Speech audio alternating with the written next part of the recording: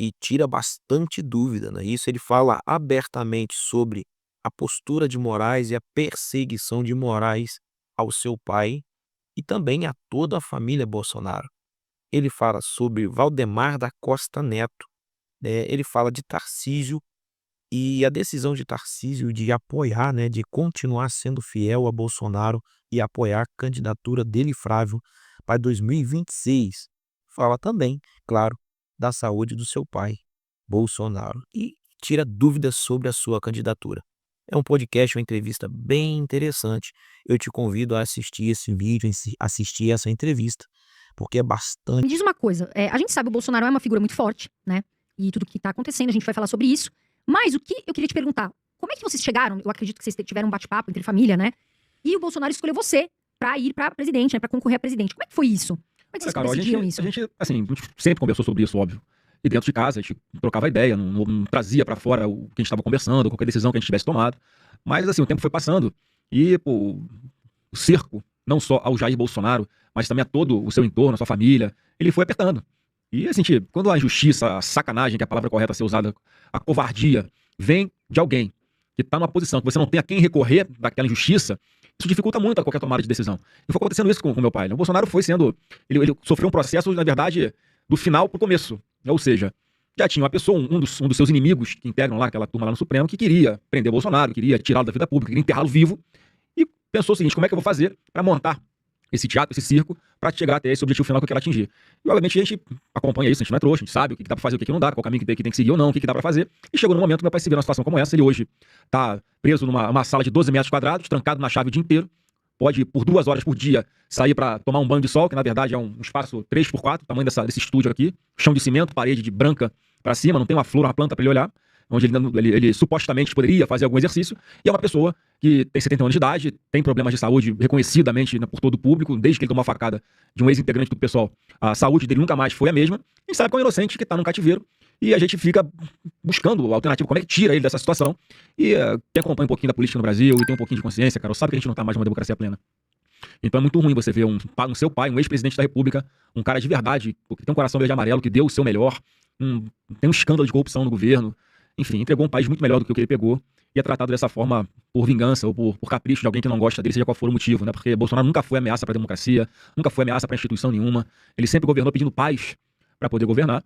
E a gente vinha conversando até antes dele chegar nessa situação que se encontra hoje. O Eduardo é mais um perseguido político que está lá nos Estados Unidos. Se voltar para cá, também vai ser vítima dessa arapuca que foi armada especialmente para políticos de direita, em especial da nossa família. O Carlos é uma pessoa que tem um trabalho mais de bastidor e tal, não teria o perfil. A Michelle é uma pessoa que tem um potencial gigante, nos ajuda muito aí com todo o campo feminino, com o campo evangélico pelo Brasil, com as pautas que ela carrega, defendendo os princípios que ela defende, que são os mesmos que os nossos. E chegou um momento que a gente teve que tomar uma decisão. E já foi, por algumas vezes, meu pai conversou comigo, já tinha me perguntado se eu poderia ser o candidato, o que eu achava e tal. E chegou o momento, na terça-feira retrasada, em que eu fui visitar lá na sede da Polícia Federal. E a gente conversou, né, rapidamente, eu tenho 30 minutos por semana. Isso que eu ia te perguntar, anunciaram isso, né? Que vocês Pra têm falar como familiar 30 minutos por 30 semana. minutos por semana para falar com meu pai. Nem os criminosos mais perigosos do Brasil, cara, tem um tratamento assim como que ele tá tendo. A gente sabe que não cometeu crime nenhum que dos quais ele tá sendo acusado.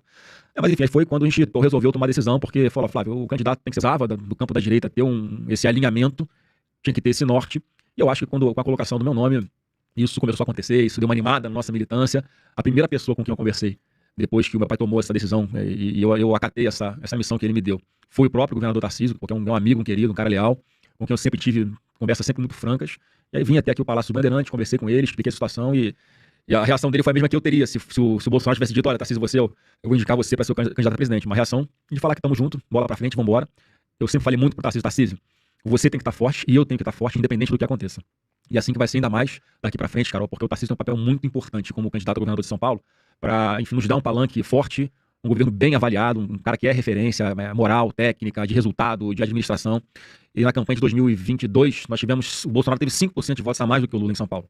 E a gente não tinha um palanque forte como o Tarcísio, que a gente vai ter em 2026. Sim. Então, acho que, pensando para a eleição nacional, todos os estados do Brasil, eu acho que essa configuração acaba trazendo já uma força inicial muito grande pra gente, mais do que nós tínhamos em 2018, 2022. Então, mal ou bem, o Bolsonaro tá no meu sangue, as pessoas me olham, cara, já sabem qual que é a minha linha, qual a minha atuação. Muita gente ama o presidente Bolsonaro pelo jeito dele, assim que ele chegou até a presidência da República, mas também tem uma parcela que falava muito comigo assim, eu acho que até algumas pessoas que você conversa muito pensam assim: o Bolsonaro podia ser um pouquinho mais moderado, podia controlar mais uma coisa ou outra que ele fale. Então, assim, pediam um Bolsonaro mais centrado. Então, eu sou naturalmente um Bolsonaro centrado, o Flávio Bolsonaro. Eu me apresento agora para o público, quem não conhece ainda, só ouvia falar pelo sobrenome, é o filho do presidente da República. Então tem aqui uma pessoa com 22 anos de experiência na vida pública, 4 mandatos de deputado, senador da República, um advogado, uma pessoa que tem MBA em políticas públicas e governo, em empreendedorismo e novos negócios, e tenho um pós-doutorado, 4 anos com o presidente da República aqui, que eu fui testemunha de tudo de bom que foi feito, e também tive a oportunidade de absorver um pouquinho do que eu entendo que foram alguns erros, para que não sejam cometidos de novo. Então estou muito honrado e com muita convicção e fé em Deus de que o nosso projeto, que é o caminho para retomar a prosperidade, vai ser o escolhido, ao invés desse caminho para as trevas, que é o caminho do atual governo. Você acha que o Eduardo ficou chateado? Porque assim, né, o Eduardo, não sei, mas me parecia que ele gostaria de ser presidente, né, de ser pelo menos indicado. Você acha que ele ficou chateado com essa Não, decisão? pelo contrário, ele ficou muito feliz. Inclusive, ele foi uma das pessoas que cobrava muito, né, meu pai, de tomar essa decisão de indicar o meu nome logo. Então, assim, dentro da família, isso foi, né, todo mundo sempre teve uma orientação muito clara. Cara, na hora que o presidente Bolsonaro tomar a decisão, e seja ela qual for, a gente vai apoiar, vai estar junto, foi assim que aconteceu. Então, o Eduardo tá lá fora, a gente sabe que, como nós não estamos numa democracia plena aqui no Brasil, ele não pode pisar aqui, senão ele vai ser mais uma vítima, né, desse sistema. Morar, né? Vai ficar pelo lá. menos por enquanto, né? Vamos ver como é que a gente vai ter as cenas dos próximos capítulos, mas a minha eleição, a minha candidatura, ela não é um projeto pessoal, tem muitos problemas no Brasil, eu moro aqui, eu amo o nosso país, eu tenho filhas pequenas, uma de 13 e uma de 11 anos. Eu de verdade fico preocupado como é que vai ser uma zona de conforto, cara. O candidato à reeleição no Senado do Rio de Janeiro, pontuando bem nas pesquisas no meu estado, possibilidade grande de reeleição, 8 anos, é a melhor posição na política que existe, é a de senador da República, onde eu já estou, mas em função desse chamado, não apenas do meu pai, acho que foi um chamado de Deus também, e as circunstâncias levaram a isso, eu tenho certeza que vai ser um projeto vitorioso, porque não vai ser uma eleição entre Lula e Bolsonaro. Vai ser uma eleição de qual caminho o Brasil vai querer seguir daqui para frente. No caminho da prosperidade, ou esse caminho do precipício que a gente está vendo ali, que o Brasil vai pular no precipício sem paraquedas. Então vai ser muito debate sobre isso, com muitas ideias, muitas propostas, que a gente começa agora a formular, botar no papel com mais clareza para quem vai começar a se interessar decisiva para os próximos 30, 40 anos do Brasil, porque, mais uma vez, o país não aguenta mais 4 anos de PT. E a população sabe disso. Eu acredito que assim, né? Ontem, me parece que saiu uma pesquisa, depois eu vi hoje você postar, ontem saiu uma e hoje me parece que você postou. A diferença ali é pouca, né? Se fosse você e o Lula, ia ser pouca, né? Sim, eu lanço com a colocação do meu nome já como pré-candidato, à presidência da República, eu falo pré-candidato por imposição da lei eleitoral, ele já deu uma grande animada no nosso pessoal, vamos dizer assim. Tava todo mundo sem norte, como é que vai ser daqui pra frente, com a expectativa, o Bolsonaro tá nessa situação, como é que a gente muda isso? Olha o país pra onde tá indo na mão do PT. Então, quando coloco o meu nome, foi na sexta-feira que veio a público essa notícia, eu conversei com quem eu pude antes de que a imprensa divulgasse, já começou a ter um primeiro momento, um choque. Ninguém estava todo mundo esperando, nem que fosse agora, também esperando ainda que fosse outros nomes estavam mais bem colocados na bolsa de apostas. Então foi no primeiro momento todo mundo tentando entender, mas isso reacendeu, cara, uma chama na nossa militância, que era o que estava faltando. Já era o fato político novo no Brasil, para todo mundo começar a prestar atenção que existe uma alternativa. E aí começaram a aparecer as primeiras pesquisas, saiu, se não me engano, uma pesquisa por enquanto que já pegou uma parte desse movimento, né, de sexta-feira, a pesquisa foi feita sexta, sábado e domingo. Então, normalmente é legal você fazer uma pesquisa mais um pouquinho, alguns dias a mais para frente, mas já pega um crescimento grande, me colocando ali como todos os presidenciáveis, aquele que está mais próximo da concorrência. Então, uma candidatura viável, uma candidatura que tem tudo para começar a crescer muito. Eu agradeço o espaço que você me dá, porque eu quero isso, eu quero que as pessoas olhem para mim e já saibam que aqui tem essa marca Bolsonaro, mas tem um Flávio Bolsonaro que vai fazer uma campanha com muita transparência, muito olho no olho, e comunicando no jeito que eu acredito, no jeito verdadeiro, e que eu acho que vai acabar revertendo a expectativa de muitas pessoas da forma positiva. Eu vejo que o Tarcísio, ele não postou ainda nas redes, né, no feed. Não, ele botou hoje ele colocou no feed alguma coisa? Ele deu uma entrevista, né? Falando sobre... Em TV aberta, em público, né? Falando que tá com a gente, vai caminhar, vai dar o apoio. Então, mais uma vez, não tem como esse projeto parar de pé se eu e o Tarcísio não estivermos juntos. E a eleição, mais uma vez, São Paulo vai ser fundamental nessa eleição. É o maior colégio eleitoral e nós temos o melhor palanque que qualquer candidato a presidente gostaria de ter, que é com um governador bem avaliado e competente e leal como o Tarcísio, né? Então, por mais que a imprensa tente muito causar intriga, botar em conflito, por mais que muitas pessoas no entorno dele e do meu acabem falando demais, botando pilha contra, eu sempre que eu tenho oportunidade, cara, eu falo, não vão conseguir deixar o Tarcísio brigado, porque primeiro pra brigar comigo é difícil, né? Tem que fazer muita força. E segundo, que eu não vou brigar com um aliado, sabendo da importância dele, da amizade dele, da lealdade dele com meu pai, no meio de uma guerra. Isso não é sobre vaidade, não é sobre orgulho, é sobre sobrevivência e sobre resgatar o nosso Brasil. E assim, o Tarcísio, ele veio até aqui, a gente já entrevistou, pessoal, nós estamos aqui ao vivo, tá, com o Flávio Bolsonaro, e o Tarcísio, ele já veio aqui, o Tarcísio é muito educado, mas ele é muito de números, né, ele é muito técnico, então acho que ele vem fazendo um trabalho que ele mostra não só o que ele tá fazendo, mas ele mostra números, resultados, né?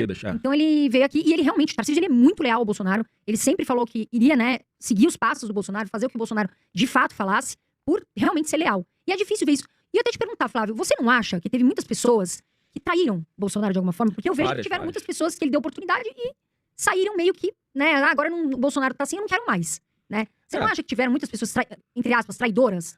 Cara, teve um monte de gente que se elege com o apoio do Bolsonaro, ou usando as bandeiras dele, que assim que senta na cadeira, rapidamente muda. E a gente percebe que, na verdade, a pessoa se elegeu defendendo bandeiras que ela não acreditava. E o eleitor é esperto, né? Quem acha que o eleitor é bobo se engana. Não sei se essas pessoas que vão por esse caminho, não é de trair só o Bolsonaro, é trair princípios, né? Quando você vai para uma eleição defendendo, olha, eu sou contra o aborto, eu sou contra as drogas, eu sou a favor do livre mercado, eu sou a favor do endurecimento da legislação penal, eu sou a favor da redução da maioridade penal. Aí chega, senta na cadeira de parlamentar, por exemplo, e começa a fazer diferente daquilo. Não é só a traição ao Bolsonaro que emprestou a sua imagem, a sua credibilidade para aquela pessoa. É princípios, há valores. O eleitor, ele busca num candidato esses valores. O que essa pessoa representa? O que essa pessoa traz, né, com bagagem que eu sei que vai votar dessa forma quando estiver lá no Congresso Nacional. Aí quando a pessoa muda, a política aceita até a traição, mas não aceita o traidor. E quando fica rotulado de traidor, Carol, aí não tem jeito, a urna na eleição seguinte não perdoa. E aí vai ter o reconhecimento ou não do eleitor, mas não engana o eleitor, que aí é o caminho sem volta. Então, vários fizeram isso, não quero ficar falando nomes aqui, até para não dar ibope, né? Tem um monte que continua hoje falando um monte de besteira. Sim. Não tenta provocar, cavar alguma oportunidade de ter uma reação nossa para ela ganhar alguma visibilidade, já que está lá abandonada a sua insignificância por ser uma pessoa traidora. Mas a gente vai aprendendo com os erros, a gente pede a Deus que nos dê mais sabedoria, possa fazer uma leitura melhor das pessoas, né, ter os critérios ali para que a gente realmente vá consolidando a cada dia o nosso batalhão, o nosso exército de pessoas leais. Sim. Porque isso não é uma brincadeira, não é um... o nome campanha eleitoral remete a uma expressão militar. Campanha é uma expressão militar que fala de você conquistar territórios além das fronteiras da sua cidade e tal. Então tem que ter um pouco essa mentalidade de uma campanha, tem que tratar o outro como adversário. Mas quem nos trata como inimigos tem que ser tratado como inimigo também. Então não pode ter traição, não pode ter uma falta de comando, não pode lá um capitão da PM do Rio que vai fazer uma operação lá no Complexo do Alemão, como aconteceu no janeiro, e o sargento ou o cabo começar a questionar a ordem. Não, o senhor mandou ir por aqui, mas eu vou por aqui porque eu acho que é melhor. Então assim, o comandante tem essa estratégia e que tem que ser cumprida numa guerra para não dar confusão, para não dar problema, para não ter mais efeitos colaterais e pra gente não perder. Então o Bolsonaro representa isso, né, com a sua legitimidade, com a sua credibilidade, e ele na situação que ele tá transferindo esse bastão para mim. Então eu tenho uma total noção da minha responsabilidade com isso, e mais uma vez, as pessoas vão ver aqui um Flávio Bolsonaro leal, o Jair Bolsonaro, só que um Bolsonaro mais centrado, que é o que muita gente pedia, né? Pô, o Bolsonaro podia falar um pouquinho menos aqui, podia brigar menos, podia ser um Bolsonaro um pouquinho mais ponderado. Pô, então já sou assim. A minha história de vida é assim, meu perfil é esse, de ser um Bolsonaro centrado. Eu espero que o eleitor entenda isso e comece a considerar esse perfil, porque eu acho que traz, mais uma vez, a marca Bolsonaro já fala por si só, já traz, né, um monte de valores e princípios embutidos. Mas acho que tá todo mundo um pouquinho cansado de briga também, né, Carol? É muita confusão. É muito polarizado. Ninguém aguenta mais, tudo leva pra porrada. E se não é meu perfil, eu sei brigar, eu sei me postar, se precisar ser duro, eu vou ser duro, mas eu sou um cara do diálogo e que vai sempre buscar resolver os problemas do Brasil, buscando entendimento. O Eduardo falou hoje que o Tarcísio não é um candidato de direita. O que ele quis dizer ali? Eu não vi essa postagem dele hoje, eu te confesso, mas se for nesses termos que você tá falando, cara, o Tarcísio é de direita. Não dá pra falar que o Tarcísio é alguém de esquerda, né, de jeito nenhum. Né? O Tarcísio é uma pessoa que defende privatizações, defende menos intervenção do Estado, defende livre mercado, que tem princípios conservadores, sim. Né? Ele pode melhorar em um campo ou outro, mas o Tarcísio é um cara de direita, indiscutivelmente. Né? Senão, jamais teria sido aí indicado pelo presidente Bolsonaro para disputar uma eleição de um estado importante como São Paulo.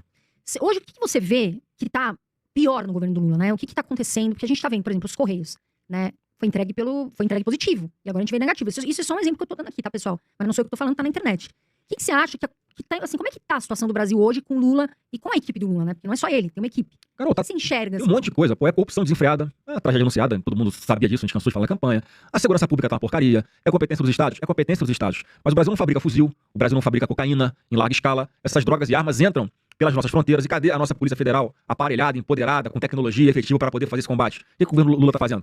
Absolutamente nada. Ele não dá uma satisfação para a segurança pública. O nosso meio ambiente é recorde em cima de recorde de queimadas na Amazônia. Né? Qualquer fogueira de São João que tinha na época do presidente Bolsonaro, a imprensa falava que a culpa era dele. Agora a Amazônia está lambendo em fogo e a culpa é da seca. Tem alguma outra desculpa. Então é um governo que só onde olha quer taxar, quer criar imposto, quer meter a mão no bolso do contribuinte. Pô, ninguém aguenta mais pagar tanto imposto. E o governo não para de aumentar a arrecadação por causa disso, e não para de gastar mais por causa disso. Quer dizer, a conta não vai fechar. E o povo não aguenta mais pagar imposto. Já ultrapassamos a famosa curva de Laffer. O que é isso? É tanto imposto que chega uma hora que você começa a perder a arrecadação, que as pessoas vão partir para inadimplência. Porque é uma questão de sobrevivência. Ou eu pago imposto, ou eu compro pão para minha família. Vai fazer o quê? Vai comprar pão e não vai pagar o imposto. Então esse é um governo, uma tragédia em todas as áreas, é uma tragédia na área internacional também.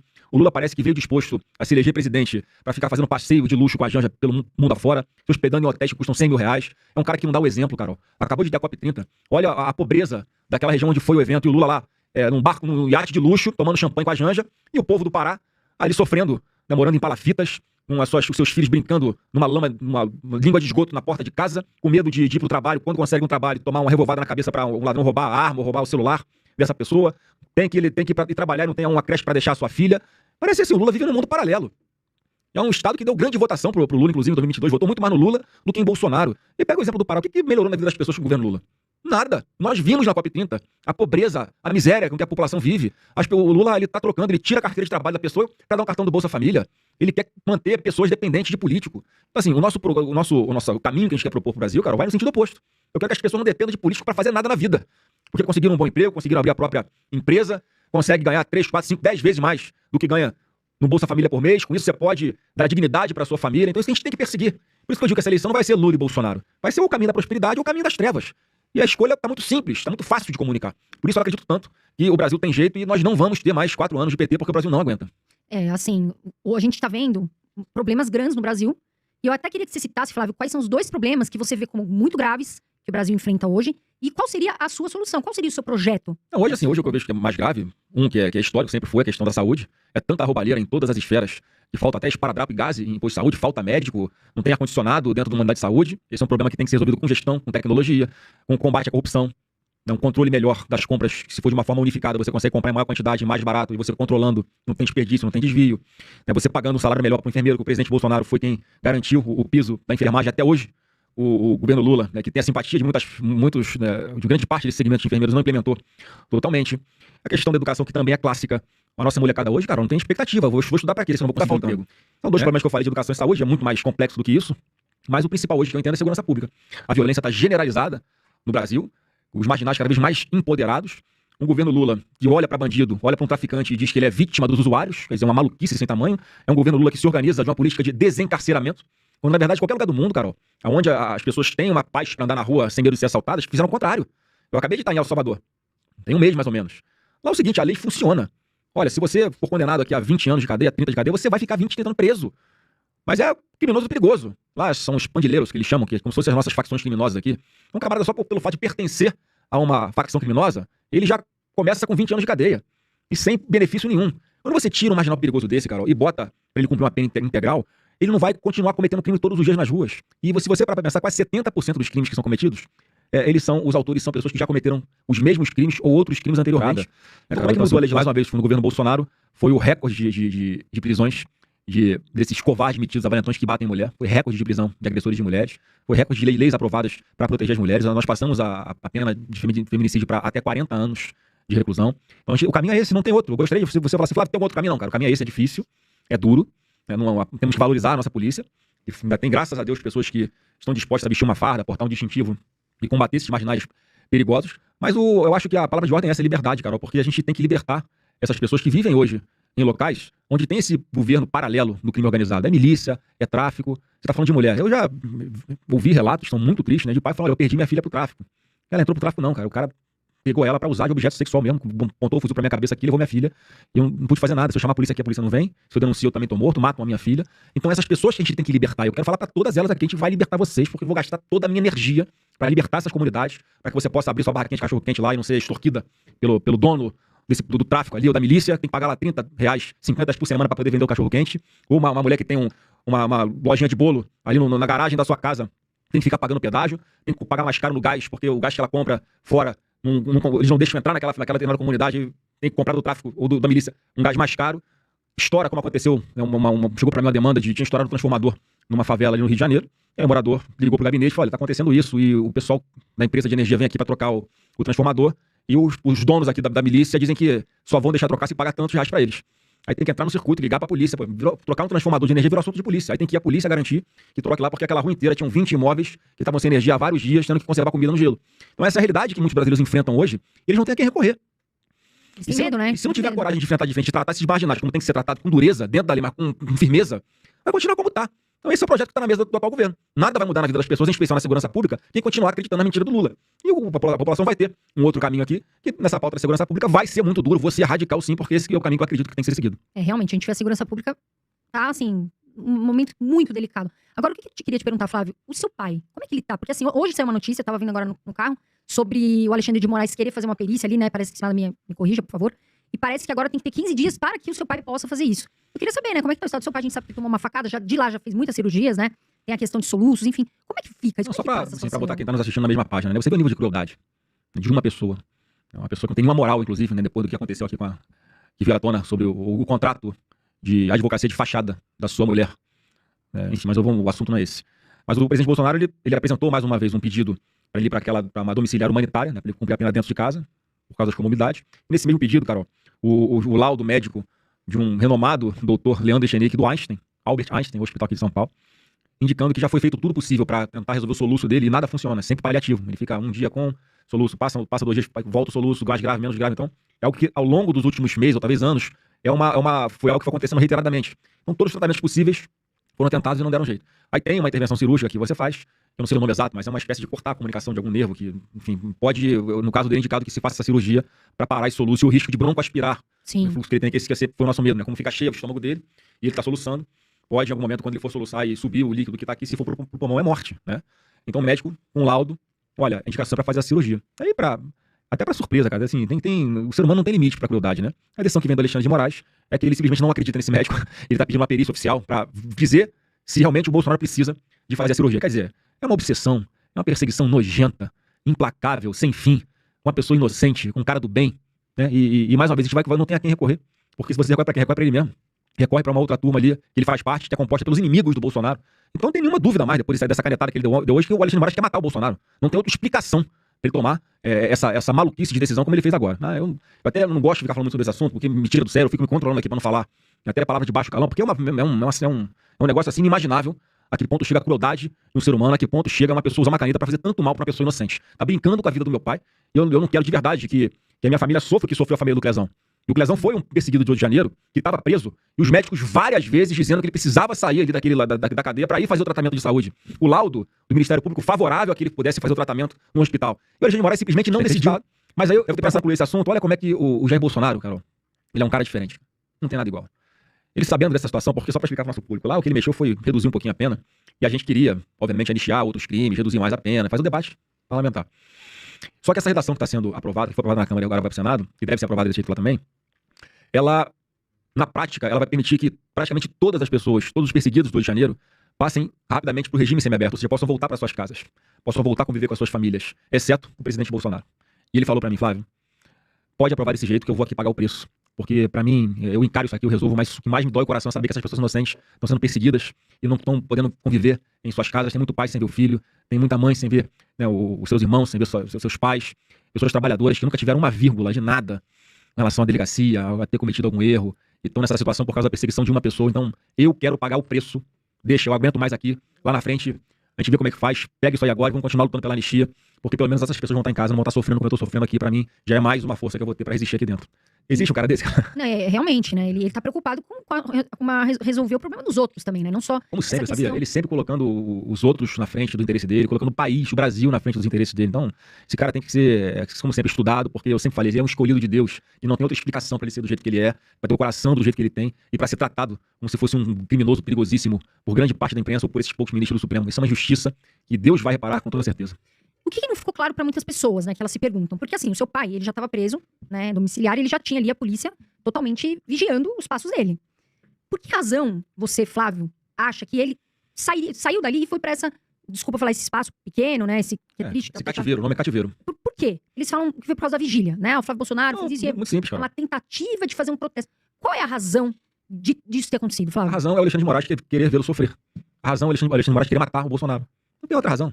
Eu posso explicar aqui a parte técnica, como é que foi, porque o Alexandre de Moraes era um cara tão obcecado que ele queria prender o Bolsonaro no dia 22. Ele tem essas coisas. Ele deu uma multa no partido lá quando a gente pediu pra investigar indícios de problemas no processo eleitoral. Ele não só não investigou, como ele dá uma multa de 22 milhões. Tudo ele tem essa simbologia, né? Ele escreveu na sentença dele que o risco de fuga do Bolsonaro era porque a casa dele fica a 13 quilômetros da embaixada dos Estados Unidos. Então ele tem essa maluquice, né? E aí ele na sexta-feira já estava com tudo pronto para prender o Bolsonaro no sábado, que era dia 22. Sei o que ele quer. Então, quando eu fui pegar a sentença dele para ler, que foi que transferiu o meu pai da casa para a sede da PF, ele tenta fundamentar numa vigília que eu havia convocado para as 19 horas do dia seguinte, do sábado. Eu tinha chamado as pessoas para orar, né? Eu sou evangélico, eu tenho fé, eu acredito em Deus, então vamos juntar aqui para orar pelo presidente Bolsonaro. Ele simplesmente inventou que isso seria uma forma de um modus operandi igual aos usados nos acampamentos em frente aos quartéis, porque ia ter uma grande concentração de pessoas, e aquilo ia ser permanente, ia começar a crescer, e aí o Bolsonaro podia ali inviabilizar o trabalho da polícia que está lá tomando conta da casa dele 24 horas por dia, e ele ia fugir. Cara, isso é um Minority Report. Ele toma a decisão com base no futuro, que ninguém sabe o que vai acontecer. Aí você foi ler a decisão, Carol, ele diz que, assim, no momento desta, ele quando usando o meu vídeo, que eu botei na minha rede social como desculpa pra fazer a transferência dele, Ele falou assim: no momento desta sentença, o vídeo na rede social do Flávio Bolsonaro já tinha 62 mil visualizações. Aí eu fui ver a hora que eu postei o vídeo. Eu postei o vídeo na sexta-feira, dia 21. Eram 16h54 da tarde. Na minha rede social, 62 mil visualizações no vídeo, né, convocando para vigília, isso atinge em 10 minutos. Quer dizer, 5 da tarde, já estava pronta a sentença. Então foi muito antes. Já tinha um parecer da Polícia Federal, já tinha um parecer do Ministério Público Federal opinando pela transferência dele da casa dele para a sede da PF. Então ele usa a minha desculpa, a desculpa da vigília que eu convoquei, que aconteceu às 7 da noite do dia seguinte, do sábado, dia que ele foi transferido. Ficamos lá 1h30 orando, cantando louvores, e foi todo mundo para casa. E aí ele ainda usa a desculpa lá, a questão da tornozeleira. E mais uma vez, ele nega a ciência. Porque o que a gente colocou, explicou ali pra ele, meu pai disse que com ferro de solda tentou tirar a capinha da tornozeleira eletrônica, não tentou nem meter a tesoura pra romper e fugir. Quer dizer, quem quer fugir não vai tirar a capinha da tornozeleira. E assim, a narrativa dos fatos ali completamente verossímil, porque ele misturou alguns remédios, foram 2 equipes médicas diferentes ali, e o efeito colateral é causar confusão mental. Ele tinha uma desconfiança de que tinha uma escuta dentro da tornozeleira eletrônica dele, e acho que isso fez a confusão mental dele. Ele resolveu tirar a caixinha para abrir e ver se tinha de verdade, porque se tivesse também, isso poderia impactar na própria anulação do julgamento dele. Quer dizer, é um conjunto de fatores. Isso foi cientificamente comprovado e não foi a razão da transferência dele. Isso aí foi, isso ia acontecer na madrugada de sexta para sábado. Então essa dinâmica dos fatos por si só já mostra que ele não queria fugir, e já mostra que Alexandre de Moraes queria prender no dia 22, né, por uma obsessão dele de querer fazer as coisas, né, nesse tempo. Quantas pessoas você já viu que foram presas no sábado ou no domingo? Eu nem me recordo quando foi a última vez que aconteceu, mas com o Bolsonaro ele faz questão de humilhar desse jeito. Mas Deus está no comando, e tem um provérbio 26, 27 que fala, né? Aquele que armar uma armadilha vai acabar caindo nela. Aquele que rola uma pedra será esmagado por ela. Eu não tenho nenhuma dúvida que depois de tanto mal que o Alexandre faz para tantas pessoas, a justiça divina vai se encarregar de colocar no devido lugar. Porque ele há muito tempo deixou de ser um juiz, né? Passou a ser um carrasco muito cruel, né? E que ignora a lei, que faz a própria legislação, que segue a própria Constituição, para punir os alvos que ele previamente escolhe, enfim, para fazer qualquer tipo de perseguição. Propostas e avaliar. Agora, o Eduardo, ele foi para os Estados Unidos, tinha ali um contato, pelo que me parece, próximo ao Trump. E o Trump, ele teve algumas atitudes que muitas pessoas falavam que era em relação, vamos dizer assim, à proteção ao Bolsonaro, de ver que não era legal, não era justo o que estava acontecendo. E, de repente, o Trump começou até a se aproximar do Lula. Você acha que o Eduardo ficou chateado com essa relação, né, com isso, toda essa reação do Trump? Você acha que o Trump realmente estava tendo essas atitudes, algumas para proteger o Bolsonaro, ou por uma questão de, vamos dizer, de geopolítica, de querer manter ali... As duas coisas, né, cara? Óbvio que ele tem uma identificação com o presidente Bolsonaro. São 2 presidentes que enfrentaram a pandemia. São 2 presidentes que sofreram perseguição por parte do judiciário dos seus países. São 2 presidentes que tentaram assassiná-los, né? O Bolsonaro com a facada e o Trump com um tiro que pegou de raspão na orelha dele. Então tem uma identificação. O Bolsonaro era chamado nos Estados Unidos de Trump dos trópicos. Mas é óbvio, vocês vão lembrar que ele começou uma cruzada louca contra redes sociais, censurar todo mundo, notificar fora do país, derrubar perfil contra o que está na lei do marco legal, do marco civil da internet. E nesse bolo todo de perseguição, quem que ele botou de investigado? O Elon Musk. Porque ele queria obrigar a Rede X a derrubar perfis sem nenhuma fundamentação, a censura louca, e o Elon Musk se recusava a cumprir a decisão ilegal do Alexandre de Moraes. O Alexandre de Moraes lembra, tirou o X do ar por 30 dias durante a campanha, Sim. aplicou uma multa milionária, e aí começa a perseguir. Aí, como o X não tinha conta bancária aqui no Brasil, foi para uma empresa sócia da Rede X, que era a Starlink, que o Elon Musk também tinha uma participação, bloqueia as contas da Starlink, é um negócio de maluco. O cara vai... os efeitos das sentenças do Alexandre de Moraes alcançam terceiros que não tem nada a ver com a história. Então, nesse processo todo, o Alexandre de Moraes, ele tá fazendo o quê? Tá perseguindo cidadãos americanos, tá perseguindo empresas americanas, e a Lei Magnitsky tem exatamente para isso, para você sancionar determinadas autoridades de outros países que têm esse tipo de conduta criminosa. Então foi assim que o Estados Unidos surgiu. Não foi Eduardo Bolsonaro que foi lá, manipulou o Trump para meter uma Magnitsky no Alexandre de Moraes ou sancionar o Brasil com sobretaxa, não foi nada disso. O Eduardo nunca pediu para taxar produto brasileiro nenhum. Isso foi decisão do Trump, como sempre foi. Né? Olha que curiosidade, né? Aí o Alexandre de Moraes é a vítima, ele próprio abre um processo contra o Eduardo Bolsonaro, acusando de estar agindo contra a soberania nacional. Bom, se ele está acusando o Eduardo de fazer isso, coloca ele de investigado, porque o final foi, da atuação do Eduardo, o final foi uma Magnitsky contra o Alexandre de Moraes, por que ele não botou de investigado quem assinou a Lei Magnitsky? Porque pela lógica dele, o Trump tinha que ser investigado pelo Supremo Tribunal Federal, relatoria ministro Alexandre de Moraes. Por que ele não faz? Porque não posso responder essa pergunta, mas fica muito claro que é uma perseguição desenfreada contra a família Bolsonaro. É o tempo inteiro isso. Então, essa relação lá, o papel do Eduardo Bolsonaro lá nos Estados Unidos foi o seguinte: denunciar os abusos de Alexandre de Moraes. O papel do Eduardo Bolsonaro era lutar pelas liberdades aqui no Brasil. O papel do Eduardo é querer gritar, clamar por democracia de volta no Brasil. E, na verdade, como é uma prática já do Alexandre de Moraes, quem denuncia o abuso de autoridade passa a ser investigado. Sim. Então tá tudo errado no Brasil, né? E como é que muda isso? Como é que na minha cabeça a gente muda isso com a política, elegendo um presidente que tenha consciência da gravidade do que está acontecendo no Brasil e contando com o eleitor para escolher deputados e senadores que têm que falar. Isso é super E se Deus importante. quiser, eu vou poder honrar meu pai desse jeito, se Deus quiser. E como é que fica a situação do seu pai, Flávio, agora? Assim, Né? ele tá... Como é que ele tá mentalmente? Porque É muito difícil. triste, né, você ficar ali. Como é que ele tá reagindo, assim, emocionalmente a tudo isso? Ele é um cara mentalmente muito forte. A gente acabou de conversar aqui sobre isso que está acontecendo no Congresso, né? Não é a anistia, é a dosimetria. E ele... Anistia não vai ter, isso já foi Não, falado, por enquanto, né? não, mas a gente vai continuar Tentando. obviamente, né? Mas quando ele fala, olha, já que essa porcaria que está sendo aprovada no Congresso Nacional vai levar para casa pessoas como a Débora do Batom, cara, pega, realiza, né? Faz acontecer, né? E deixa essas pessoas começarem a voltar a ser pessoas vidas normais, né? Não é a Débora poder estar junto com os seus filhos de novo, não é uma semi-liberdade, é verdade. Não é a justiça que a gente pretende fazer. Mas a gente vai. Esse é no momento, a mentalidade dele, ao autorizar a gente a votar a favor de um negócio desse, é pensando nos outros. Então quem tá com a mente fraca não teria a capacidade de, aí, mais uma vez, pagar um preço. Ele sabe que é injusto, que ele não merece estar pagando, mas se é para beneficiar outras pessoas, ele não quer interditar esse pequeno primeiro passo que está sendo dado pelo Congresso Nacional. Então isso é uma prova de como é que ele está mentalmente forte, né? E a relação de vocês com a Michelle é tranquila, vocês Não, filhos. tranquila, sempre relação muito respeitosa. Eu particularmente, sempre fui, acho que dos filhos que tem a melhor relação com a Michelle. Eu sei reconhecer a importância, o tamanho dela, que ela vai ter nesse processo até 2026. Ela conquistou uma credibilidade, em especial perante o público feminino, que por alguma razão sempre tem uma resistência ao Jair Bolsonaro. E o que a gente viu em pesquisa é porque pelo jeito dele, madurão, mas não sei o quê, acaba afastando um pouco o público feminino. Eu, sinceramente, cara, não é o que eu vejo na rua. O que eu vejo na rua é a mulherada, né, desde de crianças até as senhoras idosas, com uma veneração, com amor, com carinho pelo Jair Bolsonaro absurdo. Né, mas a Michelle que ajuda a dar essa suavizada, essa humanizada na imagem do meu pai, porque é relação de esposa e marido, relação de carinho, de amor, de cumplicidade e de fidelidade. Então, a Michelle vai ter, sim, um papel mais fundamental do que muito importante. Eu acho que ela representa isso, né? A marca da mulher junto na família, na política, os eventos que ela faz como presidente do PL Nacional Mulher, PL Mulher Nacional, que reúne tantas mulheres, tanta gente, quer dizer, ela ajudou muito a consolidar ainda mais essa marca e a gente tem essa obrigação de dar continuidade. Mas não pouparam nem os velhinhos. É um negócio de maluco. Assim, eu espero, né, que toda essa visibilidade que essa roubalheira trouxe pro assunto, mais uma vez dentro do governo Lula. Carol, quais foram os maiores escândalos de corrupção no Brasil? Pega aí, 2003, Mensalão, presidente, Lula. 2007, Petrolão, presidente, Lula. 2023, roubo dos aposentados do INSS, presidente, Lula. Todo mundo já sabe o que vai acontecer no governo do Lula. Assim, não é possível que ainda tenha alguém que vá se deixar enganar pelo Lula.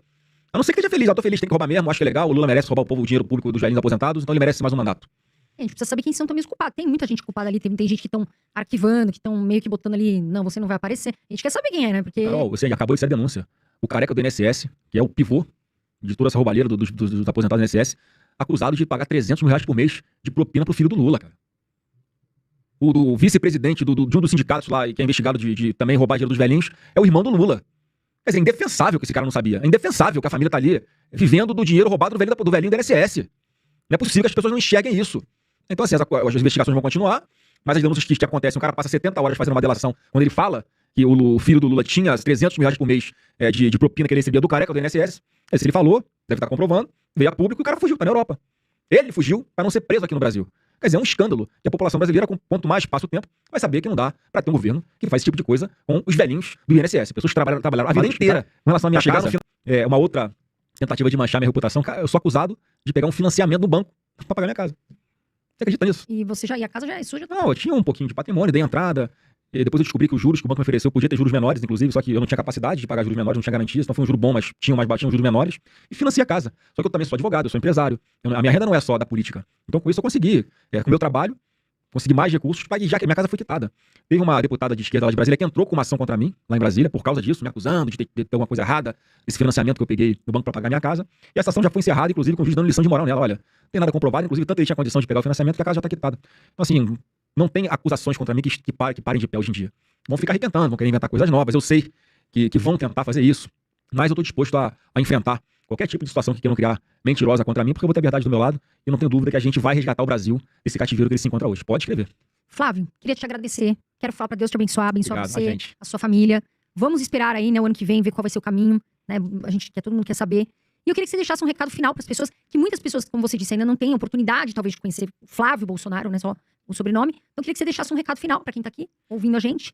E depois as pessoas para te encontrar é só o Flávio Bolsonaro e tudo, né? Nas minhas redes sociais, quem quiser acompanhar um pouquinho do meu trabalho, das minhas posições, né, daqui pra frente vão ser mais importantes ainda, que é o canal de comunicação direto com você. Então, em qualquer rede social, é @Flávio Bolsonaro. E a mensagem que eu quero dizer é a seguinte: não vamos desistir do Brasil. Tentaram enterrar o Bolsonaro vivo, tentaram tirar o Bolsonaro das urnas em 26, e vai ter Bolsonaro nas urnas em 26, sim. Porque o nosso caminho de prosperidade é o que vai vencer com relação a outro caminho, que é o caminho do PT, o caminho da tragédia, o caminho do precipício, o caminho da tragédia anunciada, o caminho de quem defende crime organizado, o caminho de quem acha que traficante é vítima do usuário. Esse caminho aqui a gente sabe que não quer. É o caminho dos impostos, é o caminho da violência, do ódio, da perseguição política. Você vai ter uma alternativa aqui. É o caminho da prosperidade, o caminho do respeito, o caminho de redução de impostos, o caminho de geração de empregos, o caminho de trazer segurança pública de verdade e deixar bandido perigoso preso na cadeia para parar de atormentar nossa vida nas ruas, como eles têm feito hoje, de forma desenfreada e com impunidade. Eu acho que vai ficar muito fácil o Brasil escolher qual caminho ele vai seguir, mas isso aí a gente vai aprofundar daqui para frente e, se Deus quiser, a gente vai resgatar o nosso Brasil. Bem, pessoal, o que você achou da entrevista de Flávio Bolsonaro? Né, se você gosta desse tipo de conteúdo, deixe aqui o seu like, se inscreva no nosso canal, não esquece de fazer isso. A sua inscrição não custa nada para você, mas para nós é muito importante. Mas, conclusão, o que você achou do vídeo? O que você achou da entrevista do Flávio? E a pergunta que eu quero que você responda aqui nos comentários. Você acha que o Flávio Bolsonaro é um bom candidato, um bom nome para a presidência, né? Um bom nome para a direita do nosso país em 2026? Deixa aqui nos comentários dizendo sim ou não. Você concorda ou não concorda com a candidatura do Flávio Bolsonaro no viés à direita do nosso país? Eu vou ficando por aqui. Até o próximo vídeo. Grande abraço. Tchau, tchau.